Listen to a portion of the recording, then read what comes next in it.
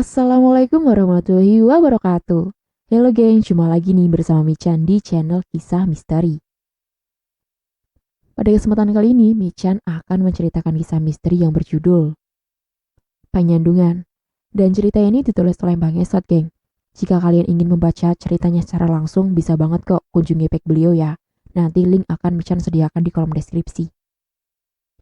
Oke, daripada lama-lama langsung saja, kita masuk ke ceritanya. Penyandungan. Aku, Bram, dan Rifki adalah sahabat sejati. Dari SD kami selalu bersama, bahkan kami berkuliah di kampus yang sama. Rifki adalah anak yang paling pintar di antara kami, sedangkan Bram adalah anak yang paling kuat.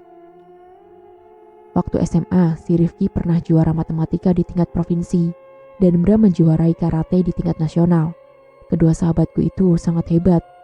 Aku selalu tertinggal oleh mereka dalam hal apapun, tidak terkecuali dalam hal pernikahan. Sekarang umurku 30 tahun. Bram dan Rifki sudah berumah tangga. Setahun belakangan ini, persahabatan kami benar-benar renggang. Kami jarang nongkrong lagi di warung mie pinggir jalan.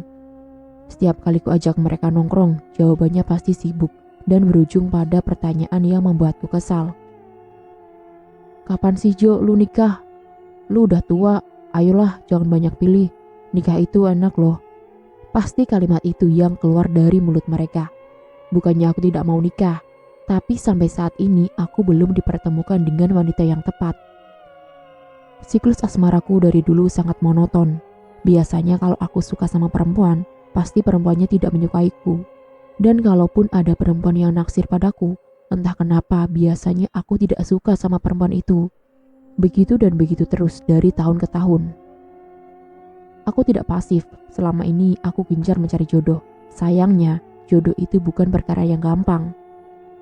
Aku mencari wanita yang bersifat baik, sebab mau bagaimanapun sifat seseorang tidak akan bisa diubah, karena itu adalah bawaan alamiahnya. Makanya daripada aku menyesal di kemudian hari, lebih baik memilih dengan hati-hati. Di hari Minggu pertengahan Agustus, aku datang ke acara pernikahan teman lamaku di Depok. Ya seperti biasanya, aku selalu datang sendirian.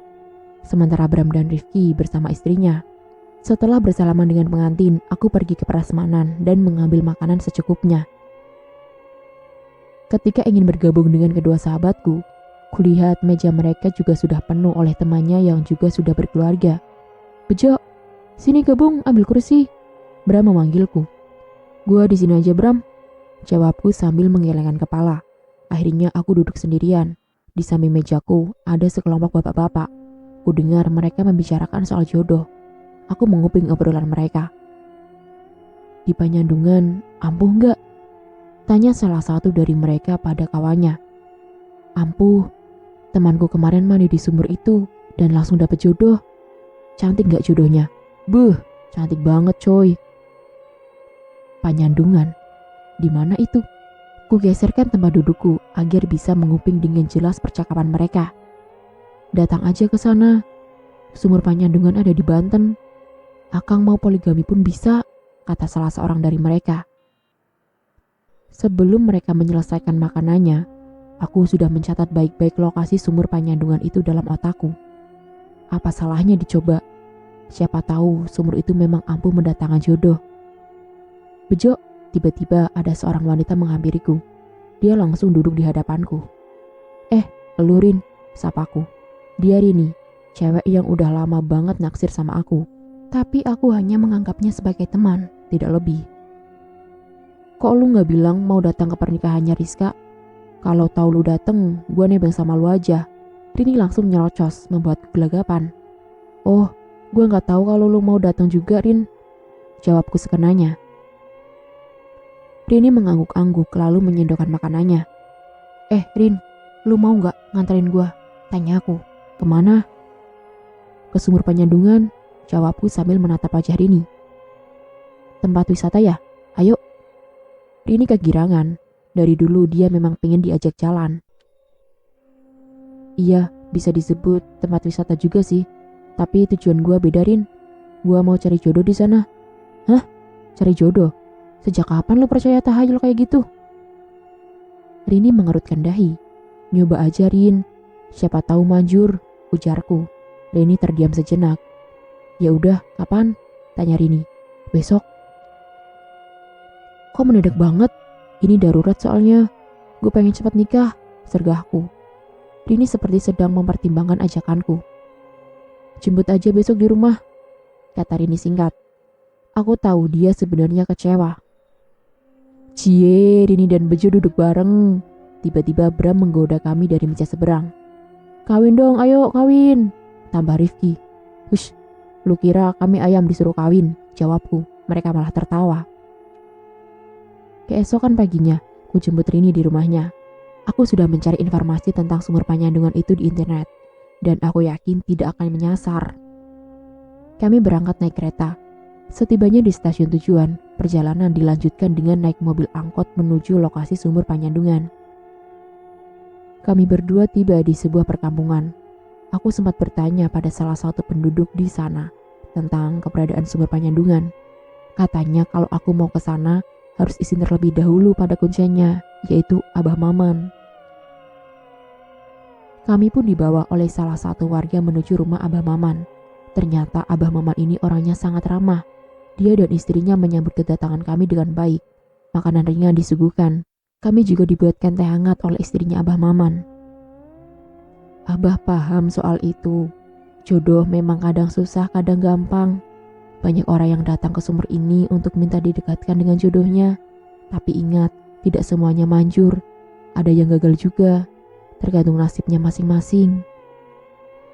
Aku mengangguk-angguk, sementara Rini hanya mendengarkan saja. Dia tidak berkomentar sedikit pun. Aku tahu kalau Rini tidak percaya dengan hal gaib seperti ini. Apa yang harus saya lakukan, Bah? Nanti jam 1 malam Abah antar kamu ke sumur itu. Kamu harus mandi di sana. Sekalian nanti kita sajanan. Aku bergadang sampai jam 1 malam.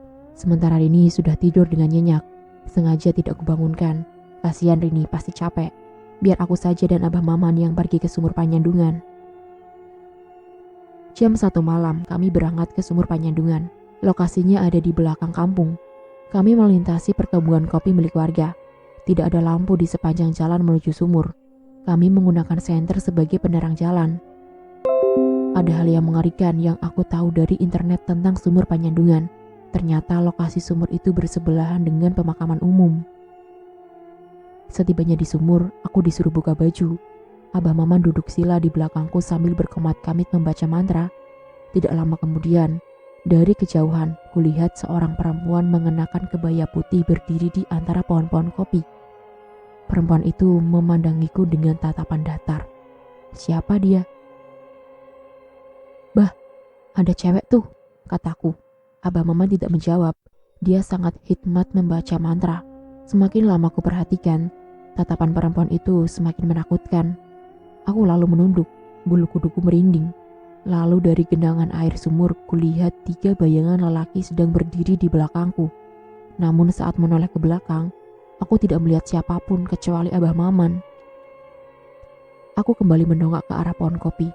Wanita yang tadi berdiri di kejauhan, sekarang malah semakin dekat denganku. Dia berdiri di seberang sumur, memperhatikanku dengan tatapannya yang datar. Bah, itu siapa? Tanyaku lagi. Tapi Abah Maman tidak menjawab. Kedua matanya masih terpejam sambil membaca mantra. Bejo, Bejo, ngapain di sini? Pulang nak. Sayup-sayup ku dengar suara wanita memanggil namaku. Aku sangat kenal suara itu. Ya, tidak salah lagi. Itu adalah suara almarhum ibuku. Aku mencari sumber suara wanita tersebut. Itu jelas sekali suara ibu. Padahal ibuku sudah meninggal 5 tahun lalu. Kulihat Abah Maman membuka matanya. Ia mendekati wanita misterius yang masih berdiri di seberang sumur. Kemudian Abah Maman berlutut sambil menunduk di hadapan wanita tersebut. Aku tidak mendengar jelas percakapan mereka. Yang kulihat, Abah Maman mengangguk-angguk seakan sedang mengiyakan perintah wanita misterius itu. Tak lama kemudian Abah Maman berdiri lalu dia menghampiriku. Wajahnya begitu tenang. Seolah memberitahuku kalau semuanya akan baik-baik saja. Dia menyuruhku jongkok di depan sumur. Kemudian Abah Maman meraih gayung batok yang mengambang di permukaan sumur. Aku sempat menoleh pada wanita misterius itu. Dan ajaibnya, dia sudah menghilang entah kemana. Bah, wanita tadi siapa? Dia Nyai penunggu sumur ini, jawab Abah Maman sambil mengguyurkan air ke tubuhku. Aku menggigil. Air sumur Panyandungan terasa sangat dingin. Penunggu sumur? Jadi wanita tadi setan dong, Bah? Tanyaku. Gigiku bergemelutuk saking dinginnya. Bukan setan, tapi jin baik penunggu sumur Panyandungan. Abah Maman kembali mengguyurkan air ke tubuhku. Jujur saja, aku tidak tahu apa bedanya antara setan dan jin. Kuusap air yang membasahi wajahku. Bah, tadi ada suara almarhum ibuku. Ada apa ya? Tanyaku lagi. Di sini banyak dedemit. Kamu harus hati-hati. Jangan terpengaruh sama suara apapun termasuk yang menyerupai suara ibumu. Dia menasehatiku. Oh, begitu ya, Bah, kataku. Aku mendongak ke langit. Di atas sana, bulan mengambang tenang memancarkan cahaya yang menyinari sumur Panyandungan. Iya, Bejo. Sekali lagi, Abah Maman mengguyurkan air ke seluruh tubuhku, membuatku semakin menggigil kedinginan. Bah, setelah ini apalagi prosesnya? Kamu harus berendam di sumur ini. Berapa lama, Bah? Aku mendongak menatap wajah Abah Maman. Sampai jam 5 pagi. Hah? Yang benar, Bah? Jelas aku terkejut mendengar perkataannya. Iya, nanti akan ada banyak godaan selama kamu berendam di sumur ini. Ingat, apapun yang kamu lihat atau dengar, jangan sekali-kali keluar dari sumur Panyandungan. Kalau kamu keluar dari sumur ini, otomatis kamu gagal. Jelas Abah Maman. Tampaknya dia sudah menyelesaikan guyuran terakhirnya. Baik, Bah. Tapi Abah Maman nungguin aku di sini kan? Tanyaku ragu-ragu. Oh, tidak. Abah mau pulang. Nanti pagi Abah kesini lagi. Wah, yang benar aja, Bah. Aku takut sendirian di sini. Sergahku. Kamu lebih takut sendirian di sumur ini apa jadi bujang lapuk seumur hidup? Tanya Abah Maman sambil terkekeh. Ah, sudah, ikuti saja perintah Abah. Abah yakin kalau kamu kuat berendam di dalam sumur ini, kamu pasti segera dapat jodoh. Aku menunduk, jantungku berdegup lebih cepat. Aku tahu kalau sumur ini angker dan aku akan berendam sendirian di sini. Tapi tetap pakai senter kan, Bah? Tanyaku lagi. Ku peluk tubuhku sendiri yang menggigil kedinginan. Saat ini aku hanya mengenakan celana kolor yang basah kuyup. Iya, nanti Abah tinggalin satu senter di sini, katanya. Tidak lama kemudian, aku disuruh masuk ke dalam sumur itu. Ternyata kedalaman sumur Panyandungan hanya sedadaku saja. Agar bisa bernapas, aku harus berdiri sampai jam 5 pagi di dalam sumur ini. Abah Maman menggantungkan lampu senter pada dahan pohon kopi dekat sumur. Abah pergi dulu ya, nanti pagi Abah balik lagi ke sini. Iya, Bah, timpalku. Aku ditinggalkan seorang diri di sumur ini. Abah Maman tidak memberiku mantra apapun. Dia hanya menyuruhku agar tidak keluar dari dalam sumur. Ku coba memejamkan mata. Sebisa mungkin aku menahan dingin di sekujur tubuhku. Bejo, tiba-tiba terdengar suara lirih seorang wanita di hadapanku. Saat ku buka mata, ternyata ada Rini yang juga berendam di dalam sumur. Dia menatapku sambil tersenyum. Rini, ngapain di sini? Aku terheran-heran melihat Rini ada di hadapanku. Bejo, tolong aku. Tolong kenapa? Aku melangkah mendekatinya. Di belakang kamu, Bejo. Wajah Rini ketakutan. Dia seperti melihat sesuatu yang mengerikan. Dengan perlahan dan ragu-ragu, aku menoleh ke belakang. Tapi anehnya tidak ada apa-apa di belakangku. Hanya ada senter yang menggantung di dahan pohon kopi. Gak ada apa-apa kok. Astaga. Saat aku kembali membalikkan badan, kulihat wajah Rini semua rata. Yang terlihat hanya permukaan kulit. Aku menahan diri untuk tidak keluar dari dalam sumur itu. Ku pejamkan mata. Tubuhku bergetar kedinginan. Lalu terdengar suara gemericik air seperti ada yang sedang mendekat ke arahku. Bejo. Sebuah tangan yang terasa kasar dan berbulu meraba wajahku. Aku tidak berani untuk membuka mata karena sosok di hadapanku pasti sangat mengerikan. Tolong, jangan ganggu aku, kataku sambil menggigil. Di dalam air juga ada sebuah tangan yang meraba kakiku. Kurasakan kukunya yang panjang merayap di atas kulitku. Selama berendam di sumur itu, aku terus diganggu makhluk gaib. Kadang ada yang meniup kupingku. Ada suara teman-temanku yang seakan sedang ngobrol di pinggir sumur.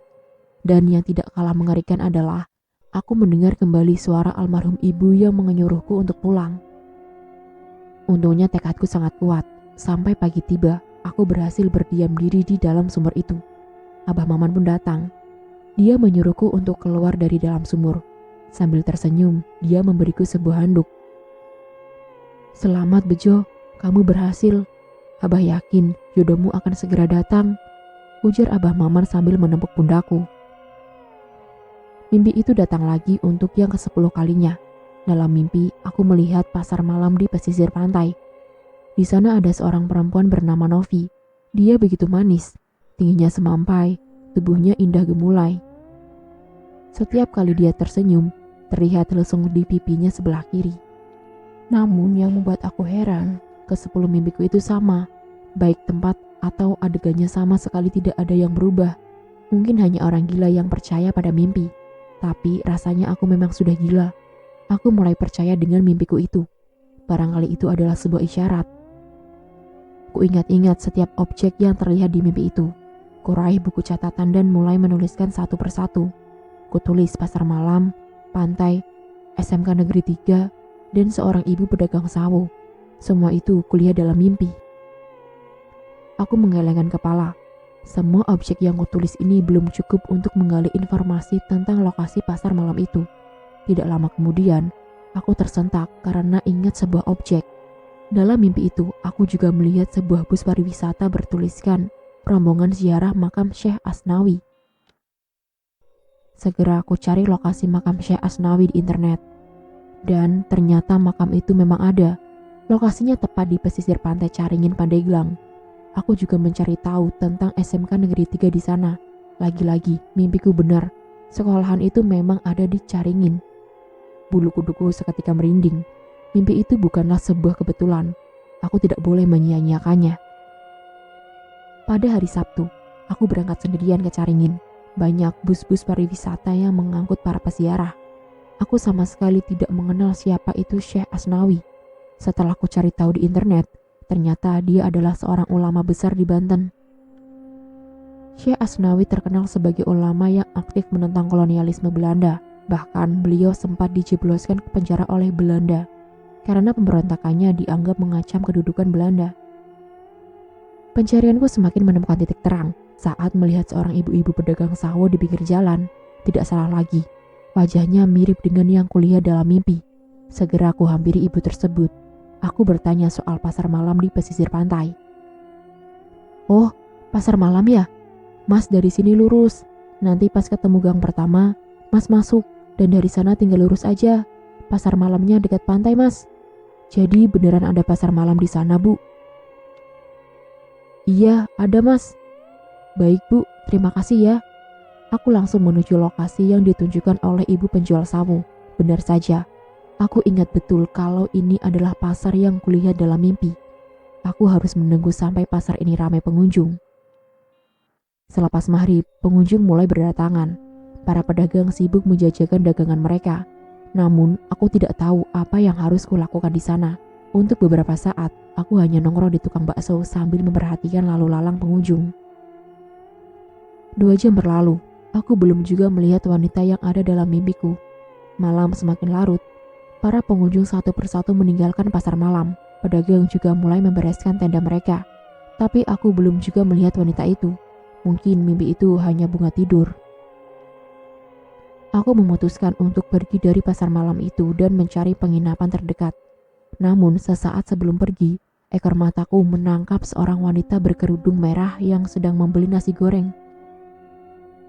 Ku perhatikan baik-baik wajah wanita itu. Tidak salah lagi, dia adalah wanita yang kulihat di dalam mimpi. Tanpa banyak basa-basi lagi, aku langsung menghampirinya. "Novi ya?" tanyaku. Wanita itu tampak bingung. "Siapa ya?" tanyanya. "Kenalin, aku Bejo." Kusodorkan tangan ke wanita itu. Ragu-ragu dia menyambut tanganku. "Novi," timpalnya singkat. Untuk beberapa saat kami sama-sama diam.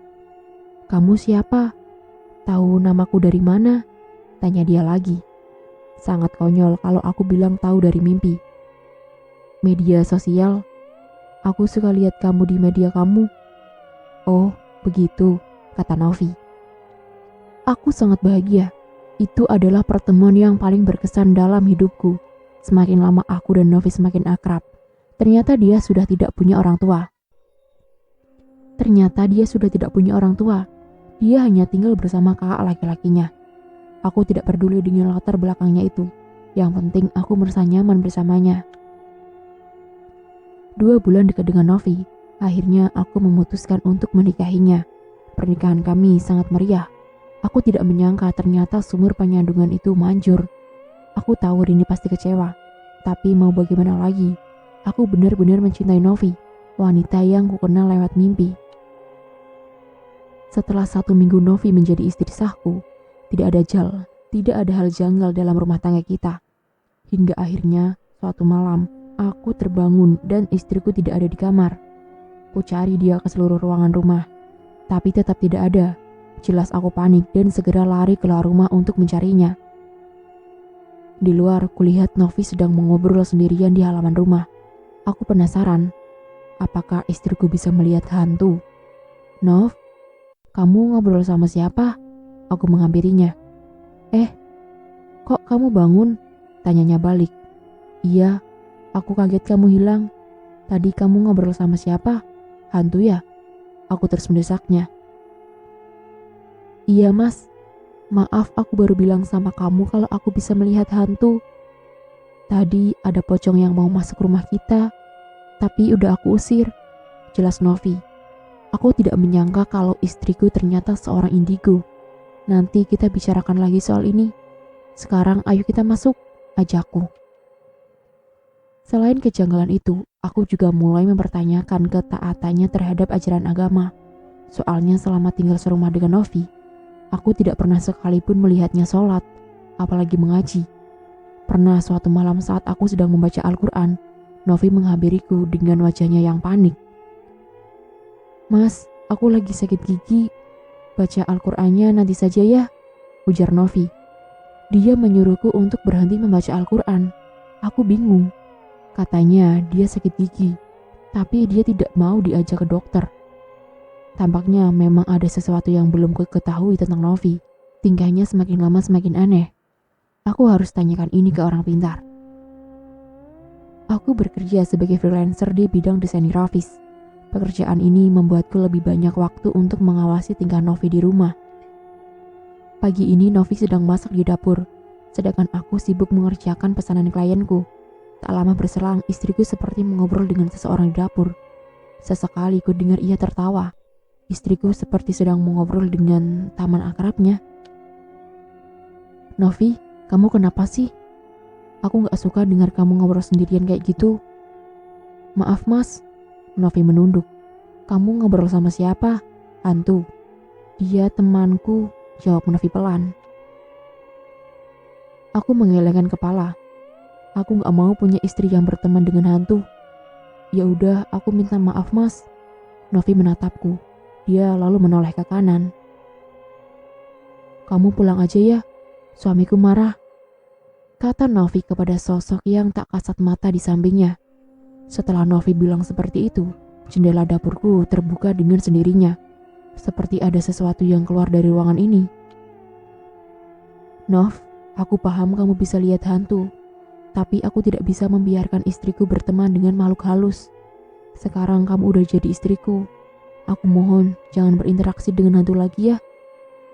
"Iya mas, aku janji," dia kemudian memelukku.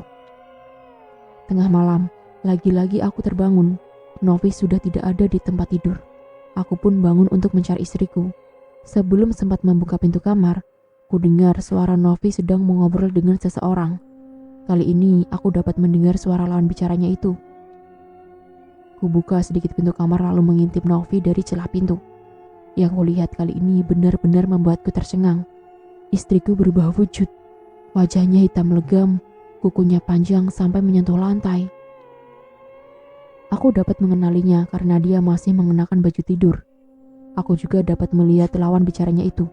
Sosok genderuwo bermata merah menyala. Ku tutup pelan-pelan pintu kamar agar tidak terdengar oleh Novi. Sekujur tubuhku bergetar ketakutan. Aku baru sadar kalau selama ini yang kunikahi adalah dedemit. Pantas saja sampai saat ini Novi tidak mau mengajakku berkunjung ke rumahnya. Bisa jadi Novi dan kakaknya itu adalah dedemit yang tinggal di pepohonan atau di tempat-tempat keramat lainnya. Gagang pintu kamarku bergerak. Buru-buru aku naik ke atas ranjang lalu berpura-pura tidur. Posisi tidurku membelakangi pintu. Novi naik ke atas kasur lalu tangan kanannya memelukku dari belakang. Istriku masih dalam wujud yang mengerikan. Badannya bau busuk. Itu membuatku mual. Aku juga dapat merasakan kukunya yang panjang menyentuh tubuhku. Tidak ada yang bisa kulakukan. Kalau aku berontak, dedemit ini pasti akan menyerangku. Lebih baik aku membiarkannya tidur bersamaku malam ini. Keesokan paginya, aku pergi dari rumah. Aku bilang ke Novi kalau sedang ada urusan dengan klien. Jelas aku membohonginya, padahal aku pergi ke orang pintar untuk berkonsultasi soal ini. Bram yang memberitahuku soal dukun itu. Dulu gue pernah ke sana pas adik gue ketempelan setan. Sekarang dia udah sembuh. Lu jangan dulu berpikiran negatif sama Novi. Kali aja dia emang ketempelan makhluk halus. Begitu kata Bram dari seberang telepon. Iya Bram, semoga aja istri gue bukan setan. Setibanya di rumah dukun, aku disambut dengan ramah.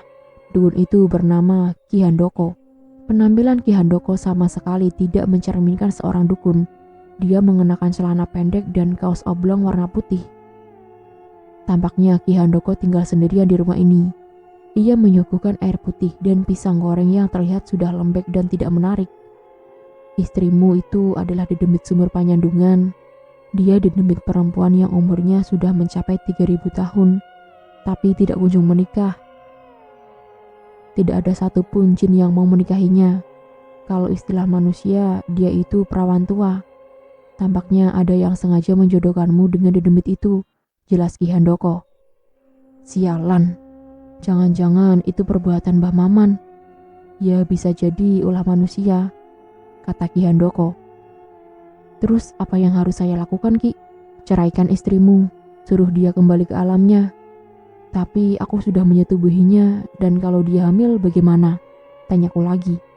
Anakmu akan menjadi setengah manusia dan setengah jin.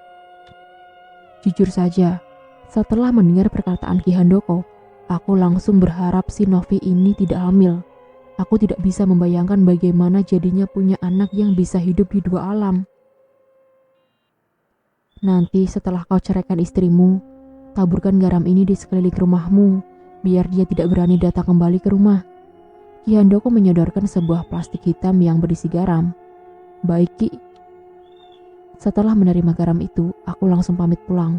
Aku tidak sabar ingin segera menceraikan Novi. Tidak dapat dipungkiri, aku memang masih mencintainya sebagai sosok Novi yang manis. Tapi, aku tidak bisa berumah tangga dengan dedemit seperti Novi. Setibanya di rumah, kudapati Novi sedang menangis di kamar. Mungkin saja dia sudah tahu kalau aku akan menceraikannya. Dia duduk memeluk dengkulnya sambil tertunduk. Perlahan aku mendekatinya. Mau bagaimanapun, Novi adalah demit yang harus tetap kuwaspadai. Nov, kamu jahat mas, kata Novi sambil menangis. Maafkan aku Nov, Novi menoleh kepadaku. Tampaklah wajahnya yang hitam legam. Dia juga bertaring, bahkan air liurnya menetes dari mulutnya. Jangan mendekat. Aku mundur beberapa langkah. Novi terus menangis sambil melangkah mendekatiku. Dengan cekatan, kurogoh plastik berisi garam. Novi, mulai hari ini aku menceraikanmu. Tak lama setelah mendengar perkataanku, tubuh Novi seketika membesar. Bulu-bulu tebal dan hitam tumbuh dengan cepat di sekujur tubuhnya. Ini tingginya 2 kali lipat dariku. Matanya merah menyala. Segera aku lemparkan garam pemberian Ki Handoko ke sosok demit itu. Seketika Novi berteriak kesakitan, lalu menghilang begitu saja. Walau wujudnya sudah tak terlihat, aku masih dapat mendengar suara Novi yang meminta tolong. Kutaburkan butiran garam itu di sekeliling rumah agar demit itu tidak kembali lagi. Setelah menceraikan Novi, hatiku lega. Garam itu benar-benar manjur. Novi tidak berani datang lagi ke rumah ini. Tapi di hari kedua setelah perceraian, aku kembali mendapat masalah. Tengah malam ketika sedang asyik menonton televisi, ada seseorang mengetuk pintu rumahku. Siapa sih malam-malam gini yang bertamu? Gerutuku seorang diri. Jelas saja aku kesal. Aku terkejut saat mendapati seorang bayi di depan pintu rumahku. Bayi itu diletakkan di dalam kardus. Tangannya bergerak-gerak menandakan kalau bayi itu masih hidup. Aku bingung. Ini bayi siapa dan dari mana datangnya? "Mas, bayi-bayi kita sudah lahir," teriak Novi dari kejauhan. Dia berdiri di luar gerbang rumah. "Bayi-bayi?" Aku mengerutkan dahi. Tak lama kemudian, di sekeliling Novi ada banyak bayi yang melayang. Jumlahnya banyak sekali. Mungkin ratusan atau mungkin saja lebih dari itu. "Aku melahirkan 301 bayi, Mas.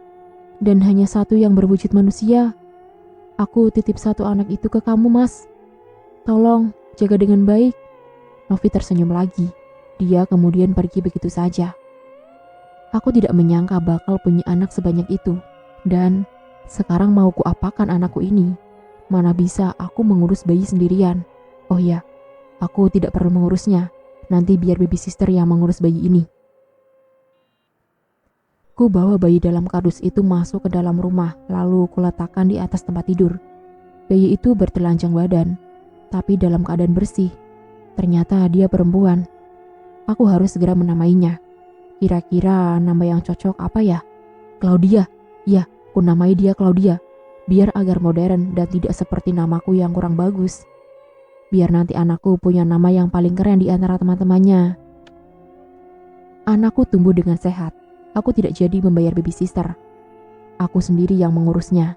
Biar kelak dia bisa akrab denganku. Novi kadang datang ke kamarku untuk menjenguk anaknya. Aku sering melihat ayunan Claudia bergerak sendiri. Tidak jarang popoknya sudah ada yang ganti, padahal aku sama sekali belum menggantinya. Novi, istriku yang telah aku ceraikan, yang ternyata ada demit itu, selalu ada di rumah ini. Mungkin efek garam itu sudah hilang. Aku sengaja membiarkan Novi sesekali menjenguk anaknya, asal tidak menggangguku saja. Walau aku tahu Novi sering mengunjungi Claudia, tapi Novi tidak mau menampakkan diri di hadapanku. Berbeda dengan anak-anakku di alam gaib, aku melihat mereka melalui CCTV. Sebanyak 300 anakku sering nongol di jendela kalau aku lagi tidur. Mereka lucu-lucu dan menggemaskan. Saat Claudia menginjak usia 6 tahun, aku pindah rumah ke pusat kota agar anakku bisa bersekolah di SDN favorit. Lebih dari itu, rumah ini juga menyimpan terlalu banyak kenangan bagiku. Aku harap Novi tidak mengikuti kami. Kalau Claudia sering berinteraksi dengan ibunya, aku takut dia jadi indigo. Semua barang sudah dikeluarkan dari rumah. Claudia mendekatiku. Dia memeluk boneka panda kesayangannya. Sesaat, aku memperhatikan rumah itu. Bayang-bayangan tentang Novi kembali melintas di benakku. Aku melangkah masuk ke dalam rumah. Kurogoh spidol dari dalam saku celana, lalu kutulis sebuah pesan untuk Novi di dinding. "Novi, kami mau pindah rumah. Aku harap kamu tidak mengikuti kami. Biarkan Claudia tumbuh dewasa menjadi manusia seutuhnya. Aku juga titip 300 anakku padamu. Jaga mereka baik-baik ya. Aku sayang kamu, Nov. Bejo." Dan selesai. Sekian dan itulah akhir dari kisah misteri yang berjudul Penyandungan, gengs. Yang dapat diambil dari cerita kali ini memang jodoh itu bukan perkara yang gampang, gengs. Tapi tidak berarti kamu bisa melakukan sesuatu hal yang konyol seperti yang dilakukan oleh Bejo ini. Karena itu sama saja muser, gengs, tidak percaya dengan adanya Tuhan. Karena sejatinya jodoh itu ada di tangan Tuhan, gengs. Akhir kata Michan ucapkan terima kasih ya, gengs, buat kalian yang sudah menonton video kali ini. Dan tak lupa nih Michan ingatkan untuk tekan tombol like, komen, share, dan subscribe ya, gengs, demi perkembangan channel Michan. Cara-cara juga ya di kolom komentar apabila ada kata ataupun kalimat yang kurang tepat. Dan jika dalam cerita ini terdapat nama, tokoh, ataupun karakter yang sama, itu hanya kebetulan semata ya, gengs. Bye-bye, wassalamualaikum warahmatullahi wabarakatuh.